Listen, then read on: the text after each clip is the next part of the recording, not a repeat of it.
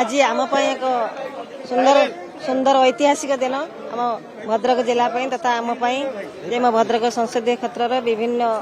विधानसभा निर्वाचन मंडल आम भाई भौणी मैंने सामिल होती वरिष्ठ नेतृत्व युव नेतृत्व समस्त आज विधिवत भाव में भारतीय जनता पार्टी में सामिल होती जो भारतीय जनता पार्टी विश्वर सर्वबृहत राजनीतिक दल विशेषकर आमर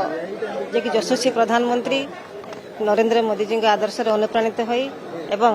आमर जे मान्यवर मुख्यमंत्री अच्छा मोहन चरण माझी आदर्श अनुप्राणित होई आम आज भारतीय जनता पार्टी जोग देचु आमर जे राज्य सभापति अच्छा मनमोहन सामल महोदय जे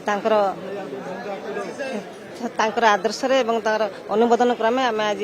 जोग देलु आम निश्चित भाव में भारतीय जनता पार्टी समस्त जो अच्छा कार्यकर्ता एवं नेतृवृंदर सम्मति नहीं आम भारतीय जनता पार्टी को आगे आगक नेबू भद्रक जिलार संगठन को सुदृढ़ करूँ और समस्त मत नहीं भारतीय जनता पार्टी